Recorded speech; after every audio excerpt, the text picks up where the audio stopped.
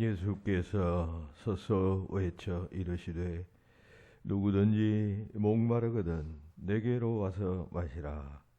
나를 믿는 자는 성경의 이름과 같이 그 배에서 생수의 강이 흘러 나오리라 하시니 이는 그를 믿는 자들이 받을 성령을 가리켜 말씀하신 것이라. 아멘. 자비로우신 하나님, 오을의 맑은 햇살 아래 하나님의 영광을 바라보고 생각하며 주님 전에 나와 예배합니다. 죄와 허물로 죽을 수밖에 없었던 저희를 십자가 은혜로 구원하여 주시고 부활의 소망을 주시어 기쁨 넘치는 삶을 살게 하셨사오니 감사합니다. 받은 귀한 생명 소중히 여기며 가꾸며 살아가는 저희들 되게 하여 주시옵소서. 오늘 예배를 통하여 우리의 믿음이 더욱 깊어지게 하시고 영생의 소망이 더욱 새로워지는 복된 예배가 되게 하여 주시옵소서. 예수님 이름으로 기원하옵나이다. 아멘.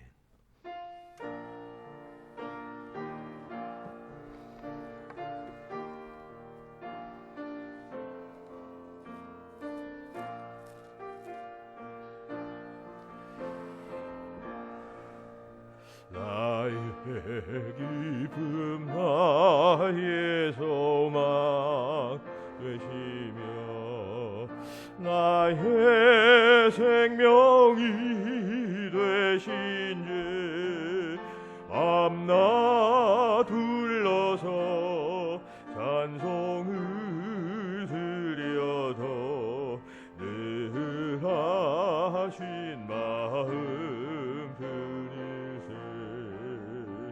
나의 사모하는 선한 목자는 어느 고다운 동산을 양해의 원을 함께 가셔서 기쁨을 함께 하실까. 일로 없이 거친 넓은 들에서 갈 길 못 찾아 했으며 이리저리로 헤매는 내 모양 저 원수 조롱하도다. 그의 자비롭고 화평한 얼굴 모든 천사도 반기며 주의 지혜 말씀에 겸히 바라봐도다. 그의 진정함 아는 예수님 엄성교자도 반갑고 나의 생명과 나의 참 소망을 오직 예수뿐일세.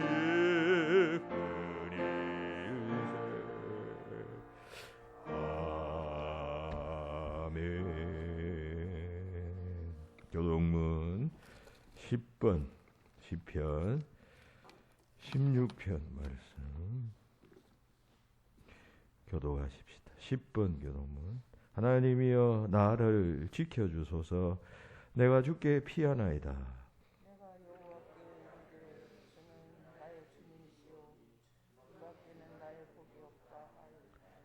땅에 있는 성도들은 존귀한 자들이니 나의 모든 즐거움이 그들에게 있도다. 다른 신에게 예물을 드리는 자는 부러움이 더할 것이라. 나는 그들이 드리는 피의 전지를 드리지 아니하며 내 입술로 그 이름도 부르지 아니하리로다. 여호와는 나의 산업과 나의 잔의 소득이시니 나의 분깃을 지키시나이다. 내게 줄로 재어준 구역은 아름다운 곳에 있으며 나의 기업이 실로 아름답도다. 나를 훈계하신 여호와를 송축할지라. 밤마다 내 양심이 나를 교훈하도다. 내가 여호와를 항상 내 앞에 모심이여 그가 나의 오른손에 계심으로 내가 흔들리지 아니하느니라. 아멘. 자매의 기도를 드립니다. 상하고 통회하는 마음을 멸시하지 아니하신다 라고 말씀하신 하나님, 그 말씀 의지하여 이 시간 우리의 허물을 고백하고 회개합니다. 지난 한 주간 삶을 살 때에 우리는 종종 우리에게 닥치는 환난과 어려움 때문에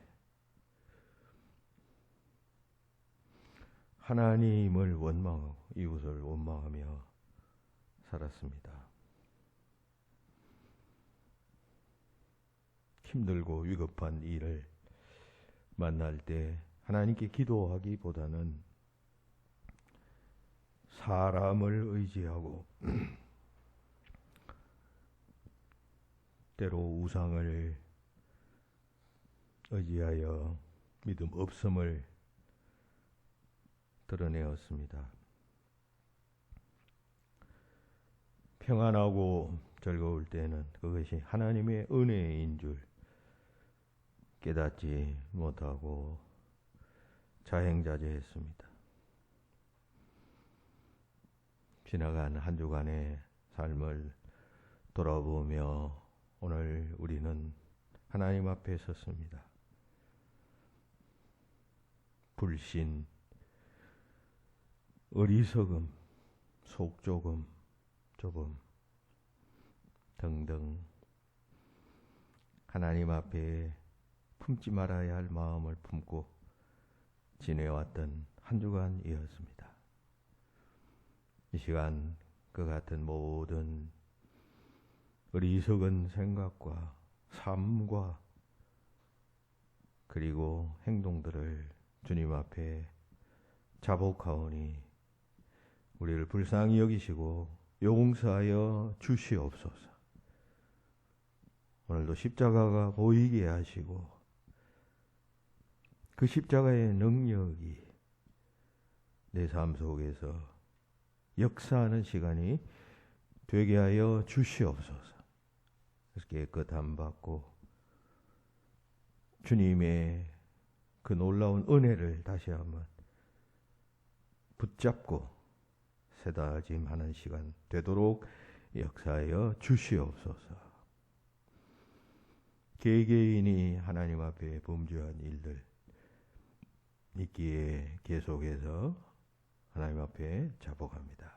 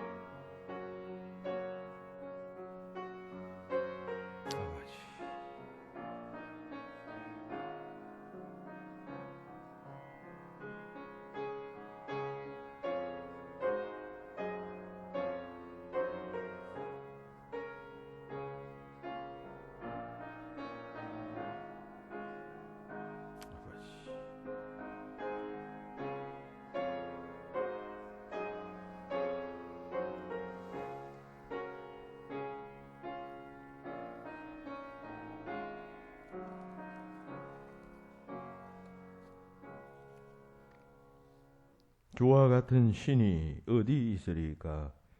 주께서는 죄악과 그 기업에 남은 자의 허물을 사유하시며 인애를 기뻐하심으로 진노를 오래 품지 아니하시나이다. 아멘. 나는 전능하신 아버지 하나님 천지의 창조주를 믿습니다. 나는 그의 유일하신 아들 우리 주 예수 그리스도를 믿습니다. 그는 성령으로 잉태되어 동정녀 마리아에게서 나시고 본디오 빌라도에게 고난을 받아 십자가에 못 박혀 죽으시고 장사된 지 사흘 만에 죽은 자 가운데서 다시 살아나셨으며 하늘에 오르시어 전능하신 아버지 하나님 우편에 앉아 계시다. 거기로부터 살아있는 자와 죽은 자를 심판하러 오십니다. 나는 성령을 믿으며 거룩한 공교회와 성도의 교제와 죄를 용서받는 것과 몸의 부활과 영생을 믿습니다. 아멘. 이 시간 김경옥 권사님 기도하겠습니다.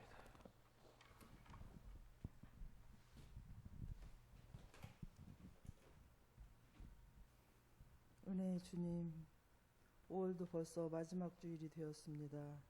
가정의 달을 보내면서 복의 근원이신 하나님께 가정의 복을 위하여 간구하기를 원합니다. 말씀에 순종하는 가정들이 되게 하시고 또한 건강의 복을 허락하여 주시기를 원합니다. 건강한 육체로 주님을 잘 섬길 수 있는 복된 가정들이 되게 하옵소서. 자녀들에게도 축복하여 주셔서 허탄한 길을 쫓지 않게 하시고 주님의 계명을 사랑하며 율례와 법도를 쫓아 살게 하옵소서. 주님, 대통령과 유정자들 위해 기도합니다.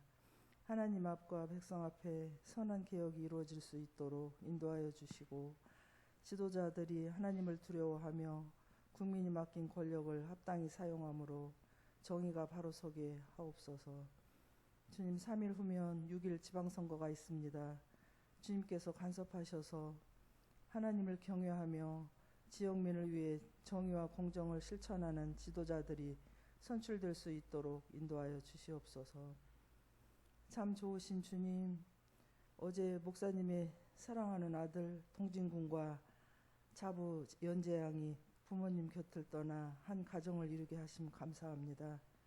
새롭게 시작하는 가정이 평강과 형통의 길로 인도하여 주시고 태의 열매도 주셔서 주님이 허락하신 산업과 기업을 이룰 수 있게 하시며 생명의 주인 되신 주님을 찬양할 수 있는 가정이 되게 하옵소서. 기도와 눈물로 땀을 아끼지 않으신 양가 부모님들도 축복하여 주시고 하나님이 기뻐하시고 사람들이 축복하는 가정으로 인도하여 주시옵소서. 주님, 또한 특별히 우리 부목사님 사랑하는 아들 준이군이 군대 입대하였습니다. 힘든 훈련 과정에 있습니다. 주님께서 동행하시고 함께 하셔서 그곳에서 맡겨진 본분과 의무와 사명을 잘 감당할 수 있는 준이군이 되게 하옵소서. 부목사님과 사모님 준이군과의 집에 잠시 떨어져 서운하여 마음이 아파하지만 주님께서 그 마음을 위로하시고 평강의 복을 더하여 주실 것을 믿습니다. 훈련을 마치고 자대 배치받는 곳에서 그리스도의 좋은 군사로 쓰임받게 하옵소서. 주님, 전쟁은 하나님께 속한 것임을 믿습니다. 러시아와 우크라이나 전쟁이 속히 종식시켜 주시고 더 이상 국민들의 희생과 파괴되는 일이 없도록 도와주시옵소서. 두 나라의 전쟁으로 인하여 국제유가 상승과 식량 위기 상황이 현실로 되어가고 있습니다. 이 위기 상황을 지혜롭게 잘 극복하여 하나님의 영광을 돌릴 수 있는 축복의 기회를 삼을 수 있도록 인도하여 주시옵소서. 주님, 주님의 몸된 교회를 늘 성령 충만한 가운데 섬기길 수 있게 하옵소서.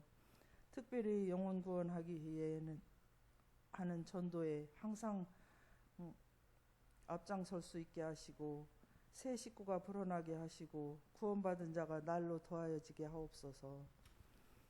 오늘도 주님의 말씀을 선포하시기 위하여 단위에 서시는 목사님 기억하셔서 하늘의 천군 천사 동원하셔서 피곤함이 없도록 붙들어 주시옵소서.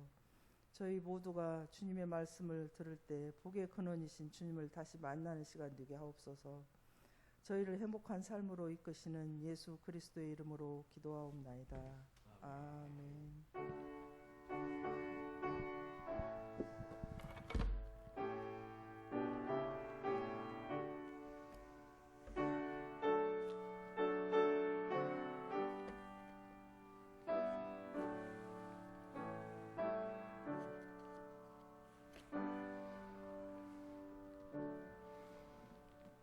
예, 오늘의 말씀은 민수기 21장 4절부터 9절까지입니다. 제가 가진 성경 구약 230페이지. 민수기 21장 4절부터 9절까지를 제가 봉독하겠습니다. 백성이 호르 산에서 출발하여 홍해의 길을 따라 에돔 땅을 우회하려 하였다가 길로 말미암아 백성의 마음이 상하니라. 백성이 하나님과 모세를 향하여 원망하되 어찌하여 우리를 애굽에서 인도하여 내어 이 광야에서 죽게 하는가? 이곳에는 먹을 것도 없고 물도 없도다. 우리 마음이 하찮은 음식을 싫어하노라 하며 여호와께서 불뱀들을 백성 중에 보내어 백성을 물게 하심으로 이스라엘 백성 중에 죽은 자가 많으니라. 백성이 모세에게 이르러 말하되 우리가 여호와와 당신을 향하여 원망함으로 범죄하였사오니 여호와께서 기도하여 이 뱀들을 우리에게 떠나게 하소서. 모세가 백성을 위하여 기도하며 여호와께서 모세에게 이르시되 불뱀을 만들어 장대 위에 매 달아라. 물린 자마다 그것을 보면 살리라.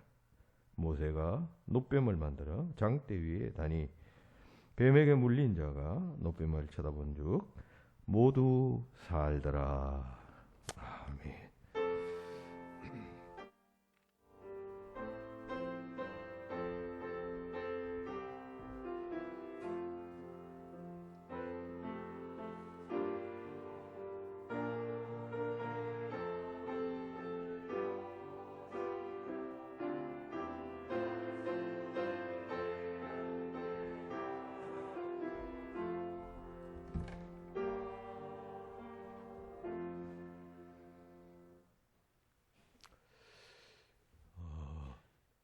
성지를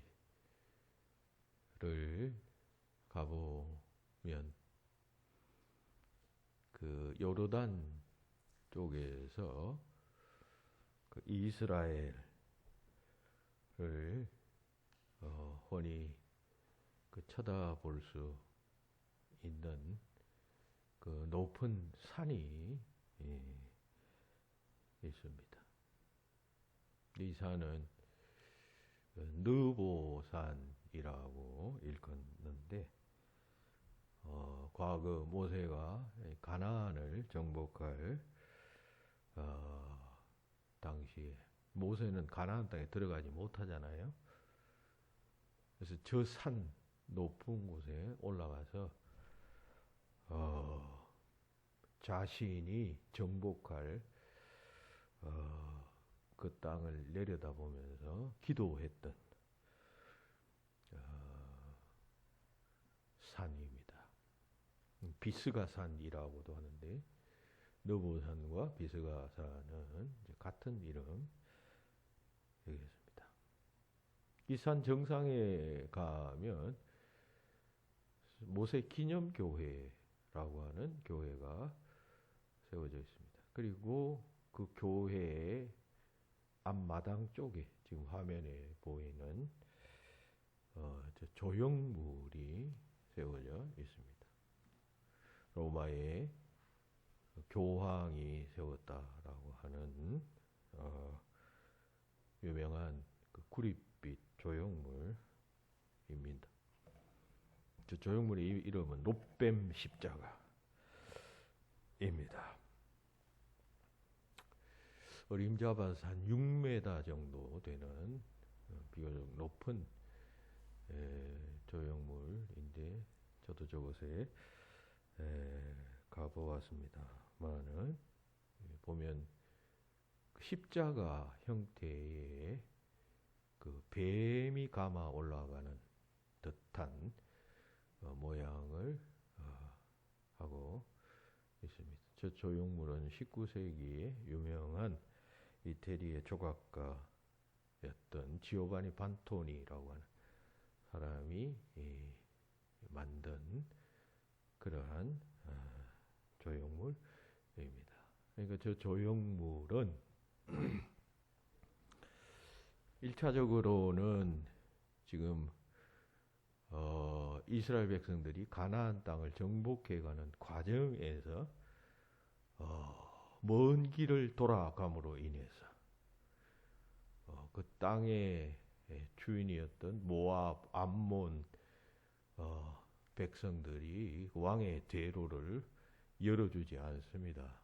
가나안 땅으로 가려면 그 왕의 대로를 타고 가면 지름길로 갈 수가 있는데 많은 이스라엘 백성들이 오니까 그 겁을 먹고 모압도 암몬도 그 길을 막아서는 일이 발생하게 됩니다. 따라서 이스라엘은 이제 그 남쪽 엘라스로부터 직선적으로 가지 않고 이렇게 우회해서 먼 길을 돌아가게 됩니다. 그 일로 인해서 백성들이 짜증이 납니다. 불평하게 됩니다. 왜 우리를 이렇게 고생시키느냐? 그 전에 이스라엘 백성들이 어려움을 당할 때마다 하나님과 백성들을 원망했던 것과 마찬가지로 이 지점에서도 동일하게 하나님 앞에 또 지도자 모세에게 원망함으로 인해서 하나님께서 진노하십니다. 그래서 거기에서 이제 하나님께서 소위 불뱀이라고 하는 독사, 일종의 독사입니다. 그 독사를 나타나게 하셔서 이스라엘 백성들을 물게 하십니다. 그래서 이스라엘 백성들이 물려서 독사에 물려서 죽게 되는 사건이 발생하게 됩니다. 이 불뱀은 이 중동 지방에 살고 있는 붉은 반점의 맹독성 뱀입니다. 이 뱀에 물리면 고열에 시달리다가 죽게 되기 때문에 이제 불뱀이라는 이름이 붙여졌어요. 그러니까 막 독사에 물려 죽으니까 백성들이 그제서야 모세에게 우리가 잘못했으니까 하나님 앞에 지도자여 기도해서 이 문제를 좀 해결을 하게 해 주십시오. 요청하게 됩니다.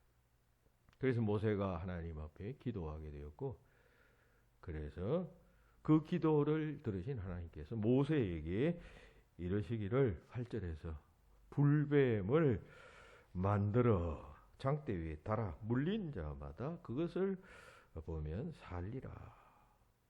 장대 위에 달아라. 그리고 그것을 쳐다보아라. 그러면 살 것이다.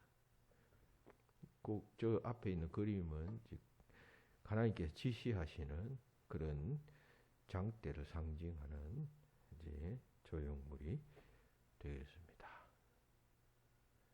그러니까 인공적인 그 모형의 뱀 모양의 형상을 노수로 만들어라. 그리고 장대에 달아라. 높이 올려라. 그리고 누구든지 저 조형물을 바라보는 자는 살 것이다.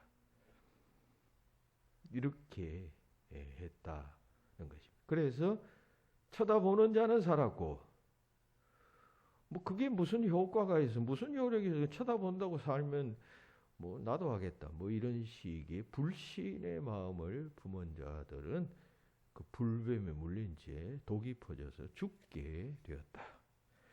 라고 하는 것이 오늘 본문의 이야기요, 또 중요한 어떤 예수님의 나중에 이제 신약에 가면 나옵니다만은 예수님의 말씀의 배경이 되는 한 사건 이겠습니다. 자, 오늘 우리는 이 사건을 두고 몇 가지 이제 신앙적 교훈을 함께 여러분들과 나누고자 합니다. 그 첫 번째 교훈은 뭐냐 하면 은혜 후에 시험이 온다는 사실입니다. 하나님의 은혜를 체험한 직후에 바로 무서운 시험이 온다는 사실을 우리 그리스도인들은 항상 생각하고 염두에 두어야 한다. 그런 이야기입니다.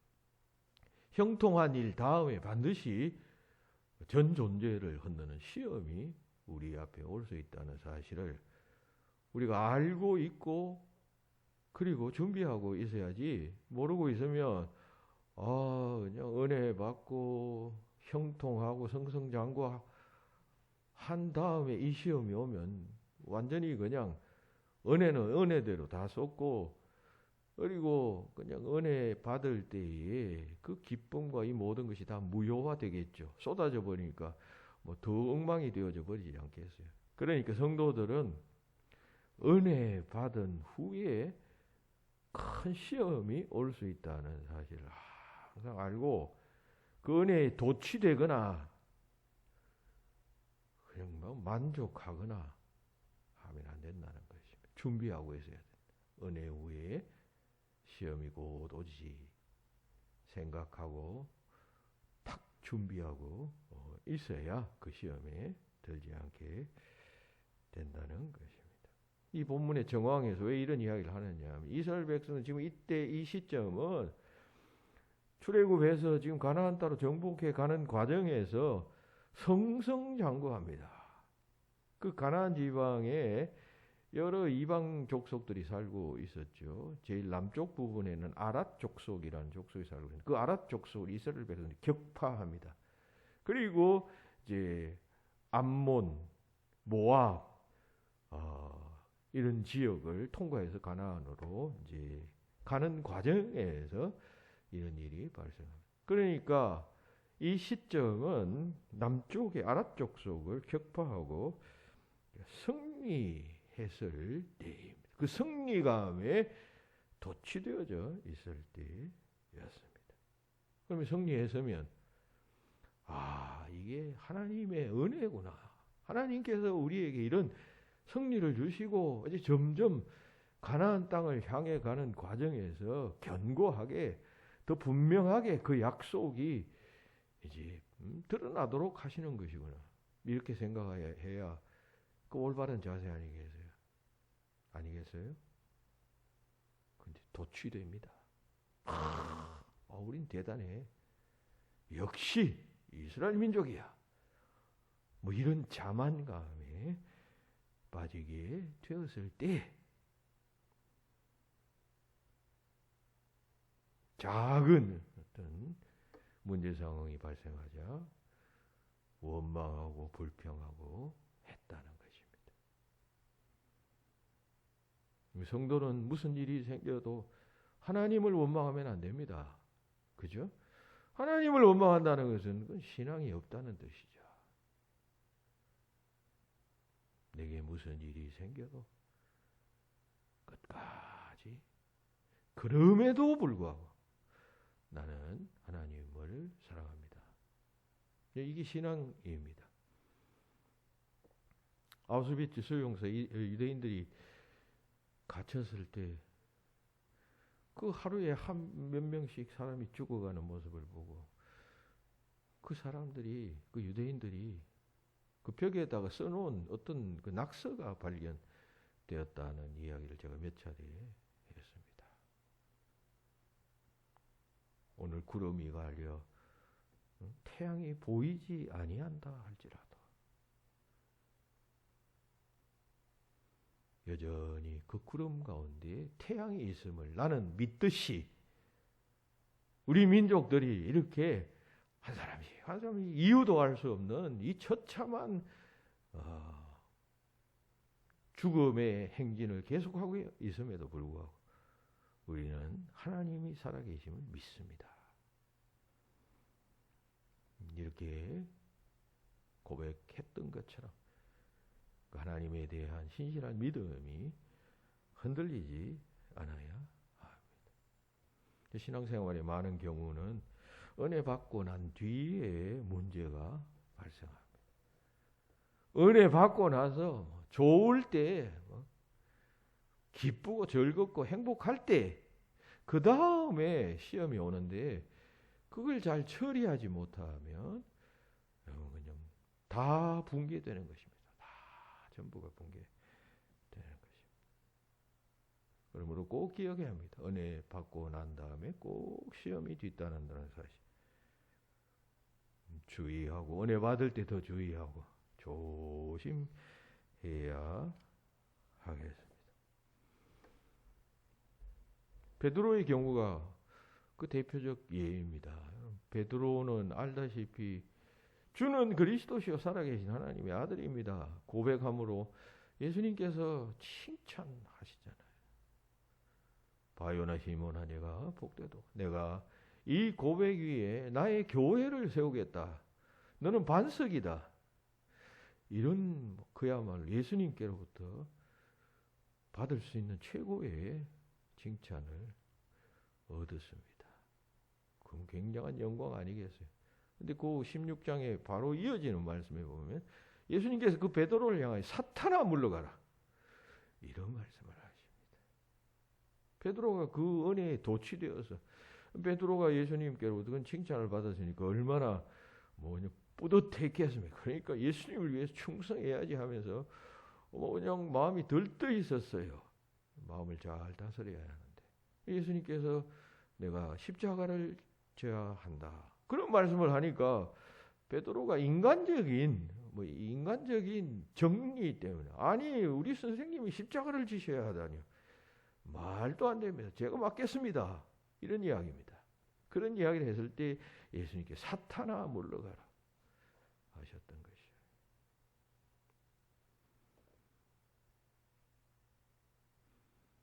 인간적으로 보면 참 제자와 스승 사이에 제자로서 그야말로 의리 넘치는 이야기죠. 스승을 잃지 않겠다. 내가 보호하겠다. 좋은 이야기입니다. 그러나 예수님께서는 더 큰 맥락 그림에서 그 십자가를 지는 일에 여러분 그 정리가 작용해서 안 됩니다. 이 십자가 못 집니다. 우리가 허용할 수 없습니다. 이렇게 나오면 그건 여러분 사탄의 수작이죠.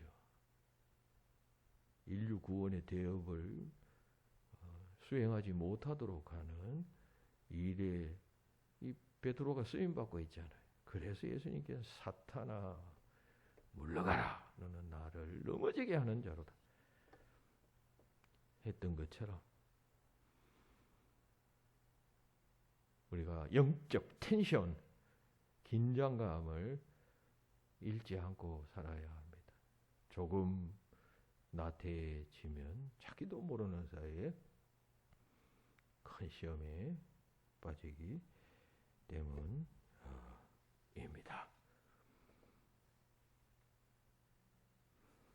출애굽기에 보면 또 그런 이야기도 나오죠. 이스라엘 백성들이 이제 가나안 땅을 들어가서 여호수아가 이제 그 가나안 땅의 제일 첫 번째 성인 아이성을 공략합니다.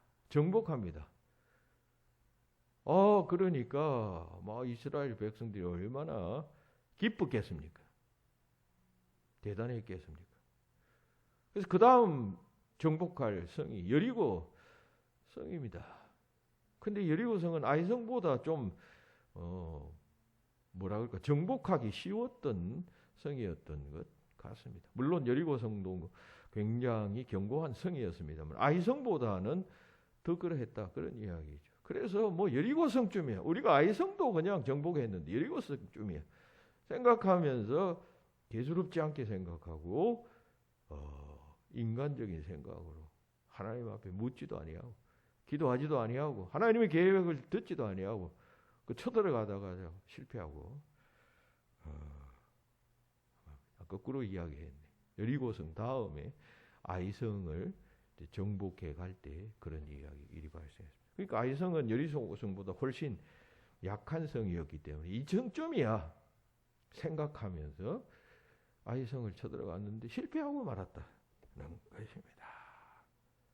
영적 긴장감이 떨어지니까 뭐 여러 가지 일들이 발생합니다. 뭐 그냥 그 땅에 들어가서 노략질할 생각을 가진 이스라엘 병사들이 없는가 하면, 그래서 하나님 명령을 어기고 뭐 그냥 제멋대로 행동하는 사람이 생겨났고, 그런 여러 가지가 작용해서 아이성 전투는 실패하고 말았다, 그런 이야기인 것입니다. 그래서 정신을 바짝 차린 여호수아가 이게 이렇게 정복할 일이 아니다 하면서 다시 그냥 병사들을 점검하고 하나님 앞에 기도하고, 그리고 구체적으로 하나님의 계획을 묻고 이렇게 해서 그 성을 정복해 간다라고 하는 이야기입니다. 승리에 도취되어 있다가 실패한 것이 우리 신앙생활도 마찬가지입니다. 잘 될 때, 은혜 받을 때 사람들이 잘한다 하고 박수 쳐주고 그냥 칭찬해주고 존경해주고 이럴 때 그 다음에 바로 시험이 온다는 사실을 생각해야 합니다. 그렇지 않고 거기 도취되어지면 다 넘어지는 것이에요. 시험에 지는 것이에요. 지금 본문의 이 사건, 이 모세의 불뱀 사건, 노뱀 사건이 바로 그러한 이스라엘 백성들의 마음 상태에서 생겨났던 사실임을 잘 알고 잘 될 때 더 조심하고 더 주의해야 합니다. 내가 건강할 때 더 조심해야 되고, 형통할 때 더 조심해야 되고, 그런 것이에요. 그죠? 최종 승리자가 승리하는 것이죠. 과정 중에 승리자. 여러분, 과정 중에 실패, 그건 하나의 과정 속에서 일어나니거든. 여러분, 마지막이 아니잖아요. 끝을 이기는 것입니다.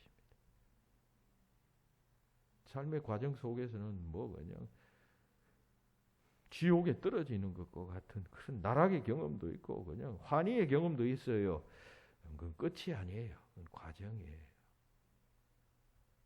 종국적으로 여러분들이 하나님 앞에 섰을 때 어떤 심판을 받느냐, 여러분 그게 중요한 것 아니에요. 근데 그 시험에 들어가지고 나락에 빠져가지고 신앙도 잃고 가장 소중한 것도 포기해버리고 한다면 그것보다 미련한 사람은 어디 있어요?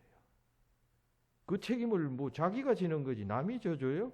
누구 때문에 어쩌고 저쩌고 다 핑계예요. 자기가 이겨야지. 내가 이겨야지. 누구 집사 때문에, 누구 뭐 교회 안에 어떤 사람 때문에 내가 시험에 들었어. 그게 말이 돼요? 결국 지가 이겨야 되는 건데.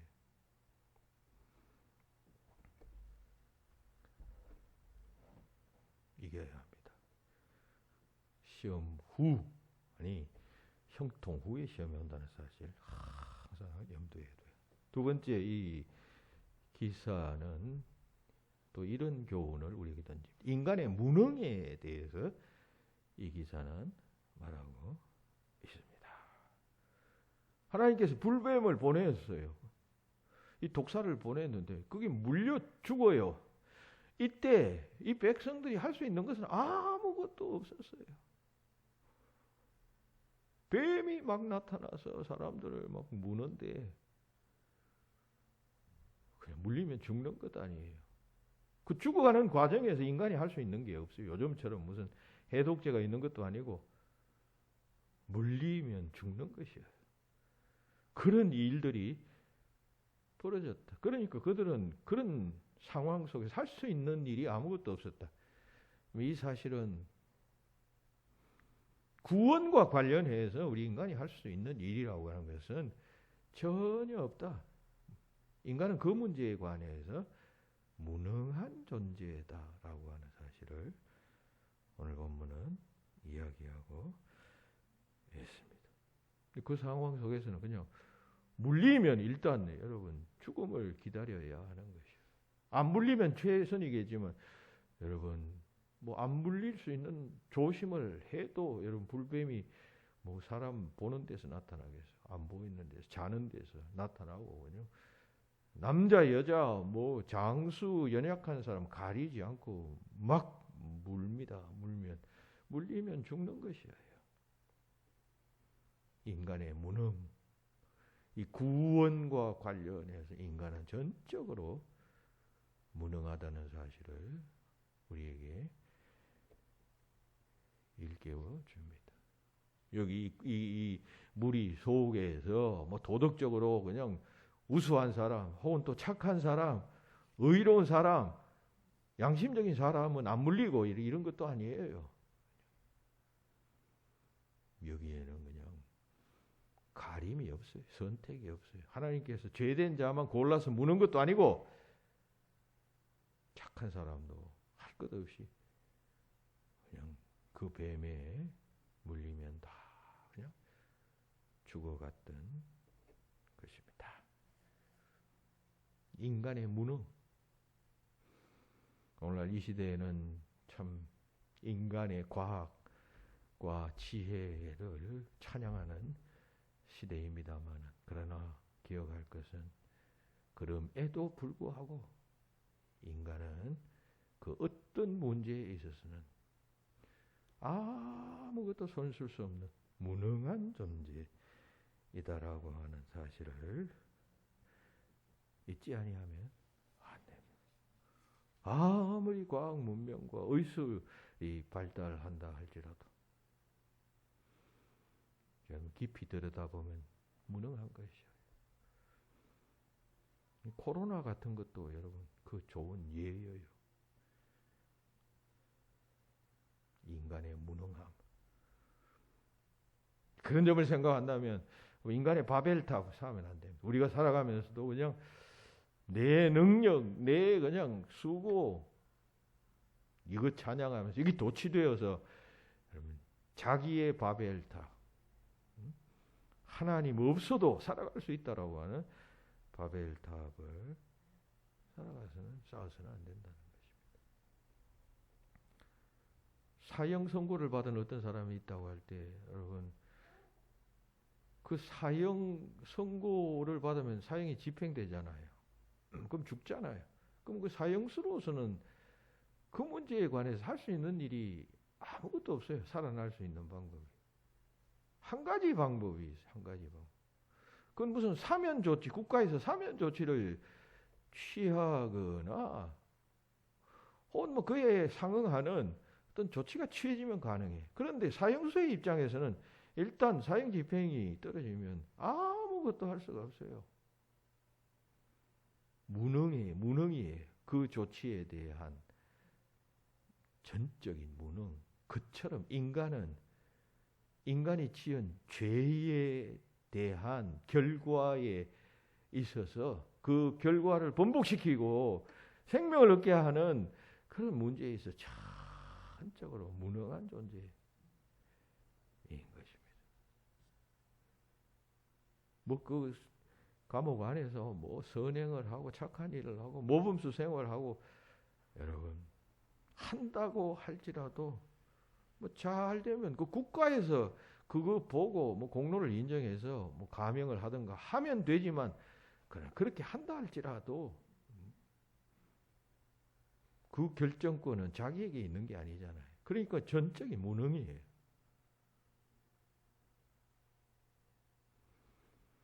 거기서 무슨 참선을 하고 수행을 하고 뭐 한다 할지라도 전적인 무능이에요.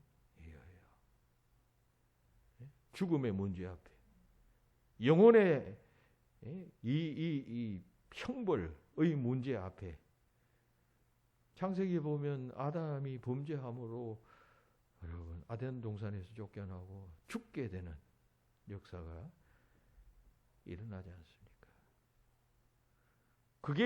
그걸 회복하는 원상태로 회복하는 이 일에 있어서 인간은 전적으로 무능하다는 것입니다. 아무것도 할 수가 없어요. 이 전적 무능 교리, total inability라고 말하죠. 이 교리는 어거스틴이 만들었고 그 위에 칼빈이 아주 지지했습니다. 이 성경의 교리 중에 가장 중요한 교리예요. 전적 무능. 인간은 전적으로 무능하다는 사실. 그러한 사실을 오늘 본문은 또한 우리에게 말하고 있습니다. 그러니까 이 이야기는 참 소망은, 구원은 위로부터 오는 것이지 인간으로부터 나오는 것이 아니다는 것이죠. 인간은 그 문제에 관해서 전적으로 무능하다. 그런 말씀인 것입니다. 그러므로 우리가 기댈 자는 오직 구원자 그분뿐이에요. 그죠? 우리가 기대고 희망을 걸 수 있는 분은 그 위에서 그냥 잡고 건져내시는, 그 구원은 건져냄이라는 이야기 몇 주 전에 제가 이야기했죠. 그 건져내시는 분만 바라보고 그분의 자비하심만을 구할 수밖에 없어요. 왜냐하면 우리는 전적으로 무능하니까 빠져나오려 호적되면 될수록 더 깊이 빠져들어가는 것이죠. 그러한 사실 또한 한 가지 또 깨닫게 됩니다. 그리고 세 번째, 이 노뱀에 관한 것입니다. 노뱀이,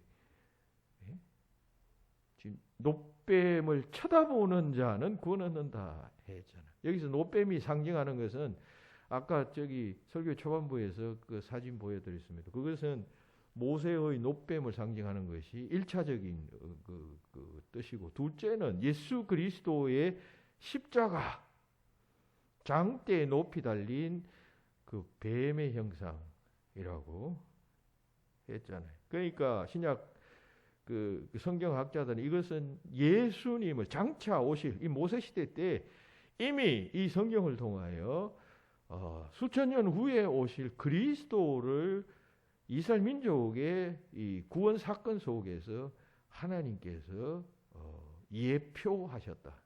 미리 보여주셨다. 잠깐 보여주셨다. 그런 이야기. 그러니까 이 십자가는 이 놋 기둥에 달린 구리뱀은 예수 그리스도의 십자가를 예표하는 것이다. 예수님의 모형이다. 그렇게 봅니다. 놋은 붉은 빛을 띠잖아요. 피를 상징하잖아요. 장대에 달린 놋뱀, 그건 십자가에 달린 예수님을 예표한다는 것이죠. 그러니까 그거 쳐다보는 자는 구원 얻으니까 누구든지 그 십자가에 달린 예수 그리스도를 쳐다보는 자, 쳐다본다는 것은 하나님이 말씀하셨기 때문에 그렇게 쳐다보면 구원 얻는다라고 믿는 것입니다. 수납하는 것입니다. 받아들이는 것입니다. 받아들이는 자는 누구든지 구원 얻는다. 하나님이 이런 룰을 만들어 주신 것이에요. 어떻게 보면 참 황당하고 비과학적인 룰이죠. 아니 십자가에 그냥 뱀에 물린 사람은 무슨 약초를 산에 가서 캐서 그냥 여기 진흙에서 발라라. 그러면 구원 얻는다. 이렇게 이야기했으면 좀 합리적이었을 것입니다. 쳐다보라. 그러면 낫는다 하니까 그 말에 믿는 사람도 있었고 안 믿는 사람도, 죽어가면서도 안 믿는 사람들이 있었단 말이죠. 그런데 그 쳐다본 자는 살았고 쳐다보지 않는 자는 독이 퍼져 죽었다. 그러니까 이 사건은 십자가에 높이 달린 예수 그리스도를 바라보고, 즉 믿고 그 십자가의 죽음이 우리의 죄를 대속하기 위한 하나님의 죽으심이라는 사실을 믿는 자는 영생을 얻을 것이고 구원을 얻을 것이고, 그렇지 못한 자는 심판 속에서 여전히 절망 가운데서 죽게 될 것이다 라고 하는 것입니다. 예수님께서 이 사건을 나중에 요한복음 13장 14, 15절에서 인용하셨죠. 모세가 광야에서 뱀을 든 것 같이 인자가 들려야 하니, 인자가 십자가에 달려야 하니, 그 말입니다. 이는 그를 믿는 자마다 영생을 얻게 하려 하심이니라. 십자가에 달릴 것이다. 모세가 광야에서 장대를 높이 들어서 그 구리뱀을 달았던 것 같이 인자도 그렇게 될 것이다. 누구든지 그거 바라보는 자는 영생을 얻을 것이다. 했던 것입니다. 그 예수님을 바라보는 자. 예수님의 십자가의 죽음이 내 죄를 대속해서 죽으신 하나님의 죽으심이라는 사실, 어떻게 보면 참 생뚱맞은 이야기죠. 안 믿는 사람이 들으면 정말 생뚱맞은 이야기죠.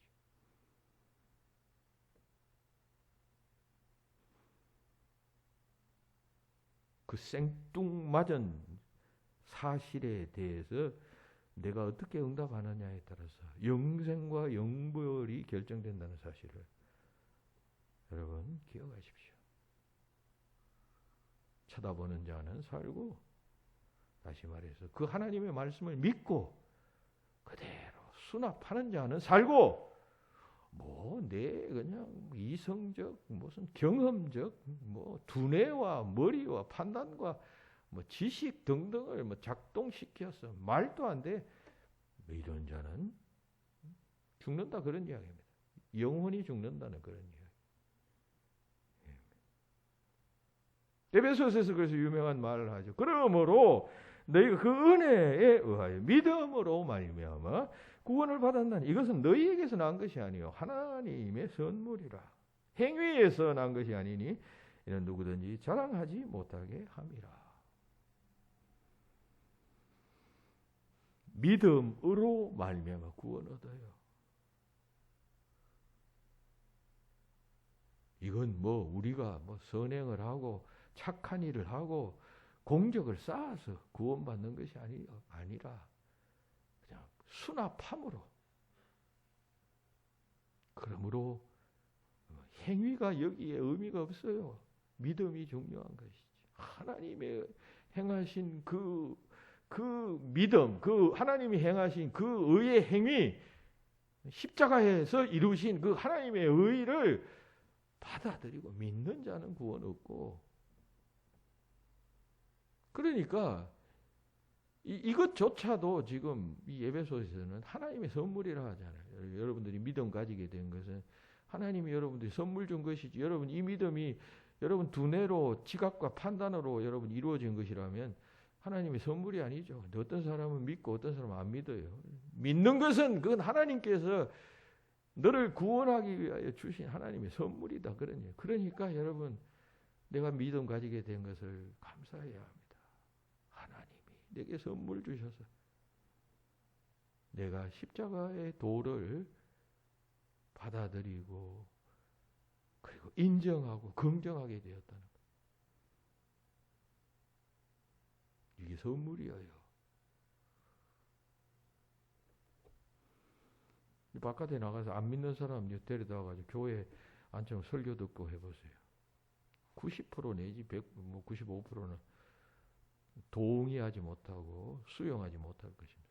안 받아들입니다. 그건 왜 그러냐 하면 더 크게 보고 더 근원적으로 보면 하나님이 선물을 주시지 않은 것이에요. 믿음이, 마음이 열리는 선물을 하나님이 안 주셨기 때문이에요. 그런데 우리는 여러분 그게 짧은 한순간, 짧은 순간일 수도 있고 긴 과정을 거쳤을 수도 있고 하나님이 우리의 마음을 이렇게 열어주신 것이에요. 어떤 사람은 확, 어떤 사람은 서라라 천천히. 그래서 들으니까 어떤 사람은 처음부터 그냥 번쩍하면서 그냥 맞다라고 하는 사람도 있겠죠. 그런 사람 드물겠죠. 천천히 하나씩 둘씩 그런 것 같아. 이런 과정을 거쳐서 점점 맞아 분명해 이렇게 되는 것입니다.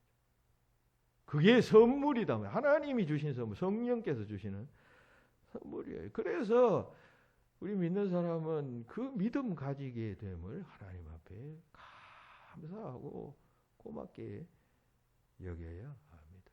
그 믿음이라는 것이 행위에서 난 것이 아니고 하나님의 선물이다라고 말하잖아요. 이 말을 여러분 안 믿는 사람들이 뭐 어떻게 믿겠어요? 여러분들이 그런 이야기를 하면, 여러분들 확신에 차서 그런 이야기하면 웃기지 마라 그러겠죠.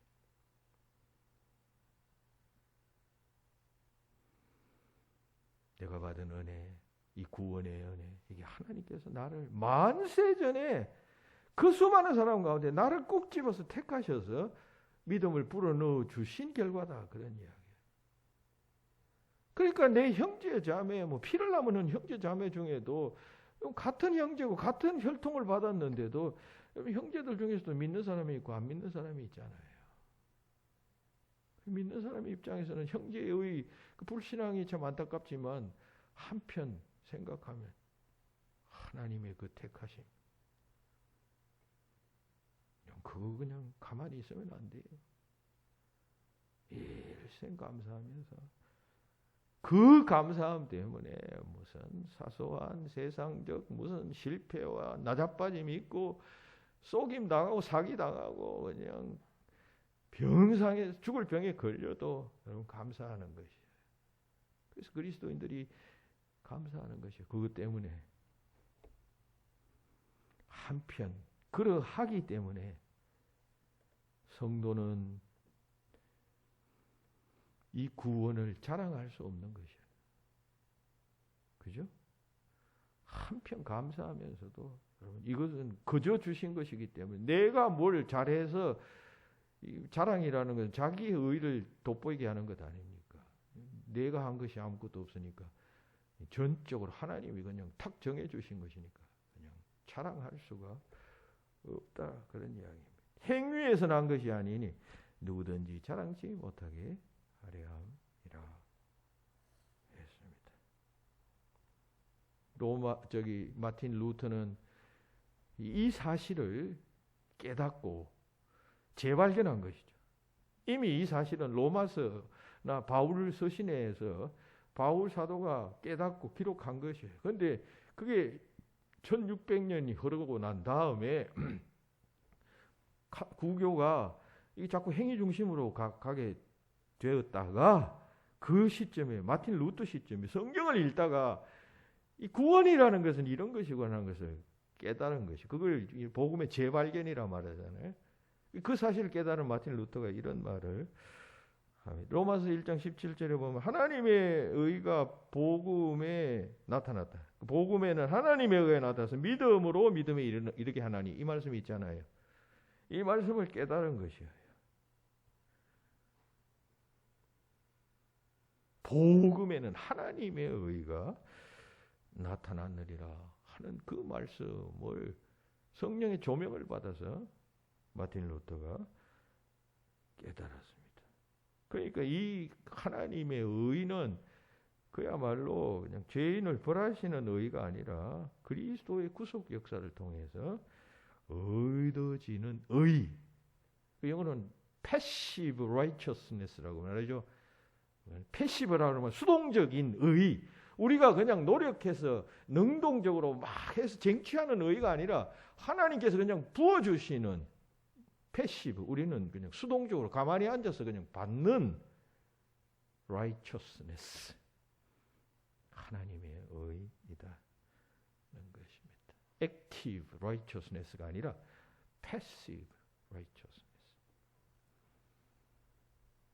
그러니까 이게 얼마나 놀라운 은혜. 그래서 우리 그리스도인들은 이 은혜를 깨닫는 사람은 늘 감사하는 것입니다. 쳐다보는 자 삽니다. 그 높이 달린 장대, 구리뱀, 조형물 그것은 예수 그리스도를 상징합니다. 예수 그리스도의 십자가가 그런 나를 위한 구원의 은혜로서 하나님께서 세워주신 것임을 알고 그거 쳐다보는 자는 구원을 얻습니다. 우리는 다 무능한 자예요. 아무것도 할 수 없는 자.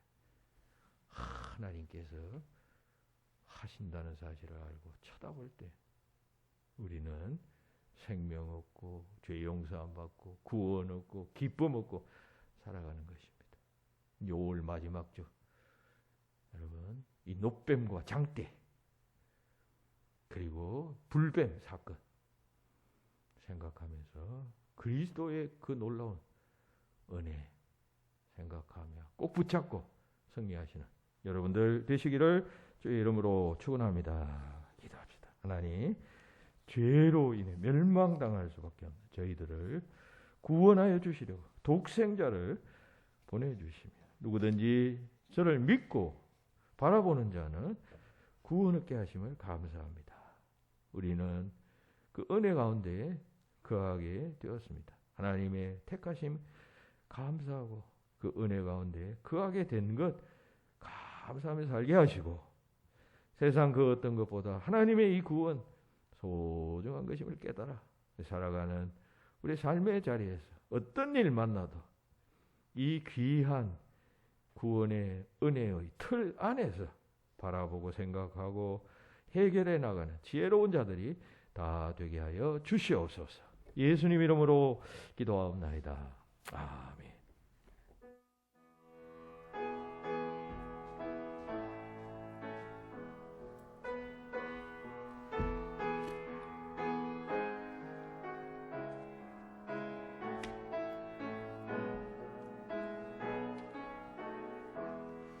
내 힘은 대신 내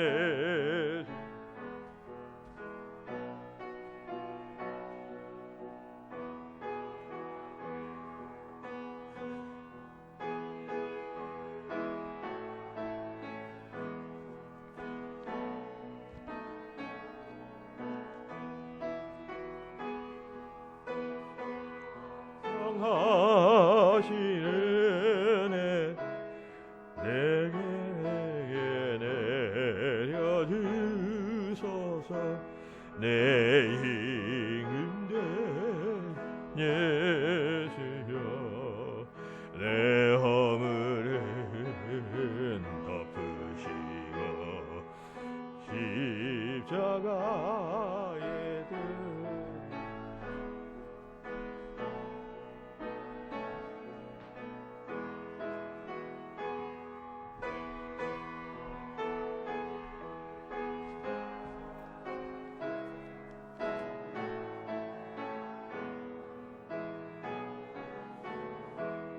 내 힘돼 내 주님의 감격하여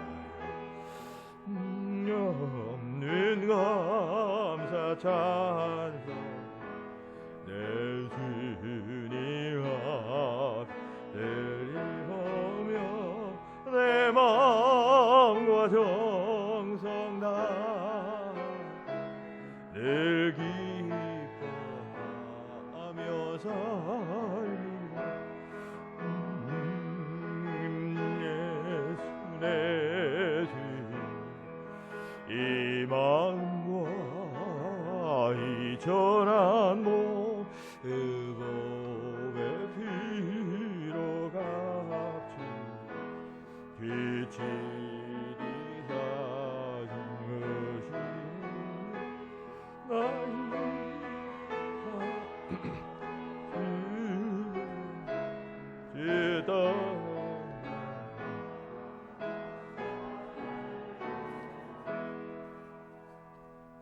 아멘.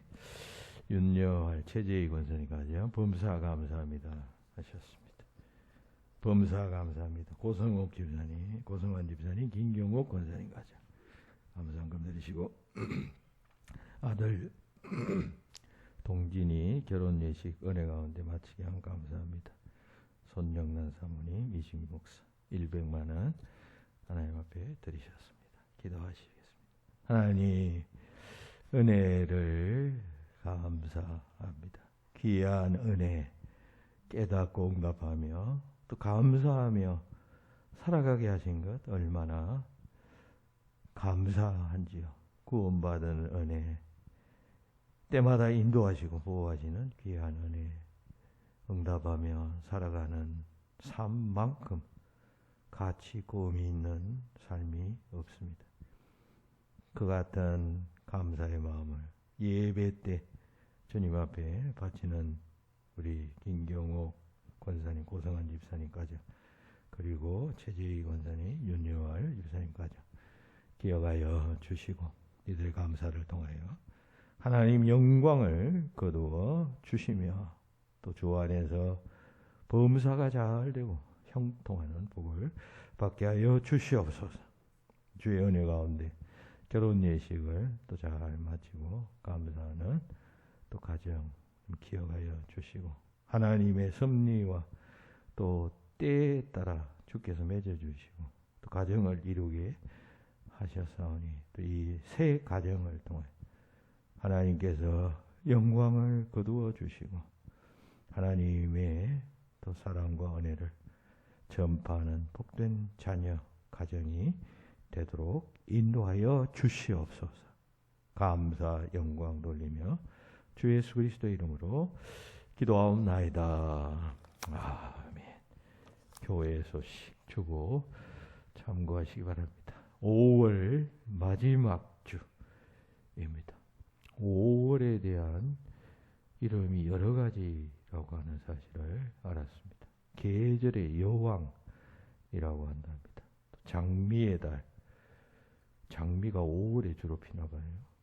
가정의 달은 우리가 이미 잘 압니다. 이러한 별칭들이 의미하는 바가 무엇인지 잘 아실 것입니다. 마지막 며칠 남지 않는 5월 가정에서 또 가족들과 함께 뜻있게 보내시기 바랍니다. 이제 다음 주면 이번 주부터 6월이 시작됩니다. 호국 보훈의 달이라고 하지요. 왜냐하면 6월에는 의병의 날, 현충일, 한국전쟁 기념일, 또 60 민주항쟁 기념일 등이 있기 때문에 그러합니다. 다 나라를 위해 몸바쳐 희생한 여러 사람들의 선한 뜻을 또 생각하는 그런 달입니다. 여러분, 나라가 없으면 우리 가정도 없고 개인도 없습니다. 여러분, 국가라는 것, 우리가 무엇보다 하나님을 자유롭게 믿을 수 있는 그런 나라라고 하는 사실에 대해서 여러분 감사해 보셨어요? 제가 한번 우리 성도들과 함께 그 몽골에 간 적이 있어요. 단기 선교. 우리 그 목사님 누구셔? 여기 서부중앙교회 원로 목사님 초청으로 갔었는데, 그때 몽고 갔을 때 그 소련하고인가요? 어디 하여튼 뭐 그 어느 적경, 중국하고 적경 지역에 구경 갔었는데, 거기 보니까 그 넓은 지역에 공장들이 세워지다가 그냥 말아버린, 폐허가 되어버린 그런 지역을 보면서 제가 거기서 느낀 점이 있어요. 그 왜 그랬냐면 그 소련이 지원을 해서 공장을 짓다가 뭐 원조가 잘 안 되고 하니까 그냥 그만둬버린 것이래. 제가 그걸 보면서 느낀 것이, 국가 간에도 친구를 잘 사귀어야겠구나. 친구를 잘못 사귀면 이렇게 되는구나 하는 것을 제가 느꼈어요. 국가 간에도 좋은 친구를 사귀면 좋은 국가가 되는 거죠. 나쁜 친구를 사귀면 그렇게 되는 것입니다. 참 하나님 섭리 놀랍죠. 우리 대한민국은 미국하고 친구가 되게 했어요. 뭐 미국을 비난하는 사람 많은데, 무엇보다 미국은 여러분 하나님 믿는 그런 동기로 출발한 나라니, 신앙의 자유를 찾아서 그 미국으로 떠난 청교도들에 의해서 세워진 나라예요. 그러니까 뭐 이런저런 뭐 부조리가 있고 하겠지만 신앙의 기초 위에 세워진 나라. 우리는 그 미국의 도움으로 6.25의 위기를 극복했어요. 그래서 우리도 많은 부분에서 미국의 영향을 받죠. 그 중에서 가장 귀한 일은 뭐 신앙의 자유를 소유한 국가를 친구로 삼았다는 사실, 하나님의 축복이에요. 그럼 이북은 그런 소련하고 가까워져요. 중국, 이게 다 무신론 국가 아니에요. 그 친구가 되어서 지금 저렇게 된 것 아니에요. 그런 거 생각하면 참, 여러분, 제가 무슨 이야기 하다가 이야기합니까? 하여튼 좋은 친구, 이 하나님이 축복된 나라 주신 것 하나님 앞에 감사해야 하겠습니다. 그리고 6월 1일 전국 지방 동시 선거일입니다. 투표권 행사에서 여러분들의 의견이 이렇게 반영되도록, 혹시 여러분들이 지지하는 분이 아닌 사람이 떨어지더라도 이런 투표 행위를 통하여 정치에 대한 관심을 가지게 되니까 또 유익한 점이 있습니다. 여러분들의 소중한 투표권 행사하시기 바라고. 코로나가 좀 잠잠해지니까 원숭이 두창이라는 그런 질병이 또 북미, 유럽 등지에서 퍼지고 있답니다. 약 20여 개국에서 지금 200여 명의 환자가 발생이 했는데, 이것은 코로나보다는 그렇게 심각한 것은 아닌데 그래도 사망률이 한 2~3% 되고, 아프리카 같은 의료 열악 지역에서는 한 6% 정도 되는 것으로 지금 발표되고, 10% 정도, 아프리카에서 10% 정도 사망, 10명 중 1명은 죽는다는 그런 이야기죠. 우리나라에는 아직 안 들어왔는데 이제 우리도 대비하고 있어야 하겠습니다. 지금 우리가 처한 상황은 새로운 상황입니다. 새로운 시대. 이런 시대 때 우리가 신앙의 패러다임을 다시 재확립해야 합니다. 그렇죠? 계속 이런 질병이 반복될 가능성이 있다는 사실을 여러분 진화 생태학자들은 전망하고 있어요. 왜냐하면 인간이 이 지구를 너무 다 정복해 버렸기 때문에. 과거에 숲에는 동물들이 살고 있었는데 인간들이 다 정복해 버리니까 그 숲에 살고 있던 동물들을 숙주로 해서 살던 바이러스들이 이제 인간들이 다 정복해 버리니까 그 바이러스들도 살아야 되잖아요. 그러니까 그 정복한 인간들을 대상해서 숙주로 삼아서 살려고 하는 것이에요. 그러니까 바이러스의 생존 전략이죠. 어쩔 수 없는 생존 전략. 그러니까 앞으로 이제 그런 질병과 우리가 계속 만나게 될 것이고, 이거 끝나면 또 다른 질병이 생겨날 것이고, 그렇게 가는 것입니다. 그러니까 신앙의 패러다임을 새롭게 이런 시대 상황 속에서 새롭게 잘 정리하고, 그죠? 그렇게 신앙을 새롭게 가지면서 살아갈 수 있어야 하겠습니다. 기도하겠습니다. 이제는 우리 주 예수 그리스도의 은혜와 하나님 아버지의 그 크신 사랑하심과 성령님의 교통하심이 주의 전에 나와 또 말씀으로 새롭게 되어 세상 내려가는 여기 모인 모든 주의 자녀들 위해 지금부터 영원토록 함께 없기를 축원하옵나이다. 아멘.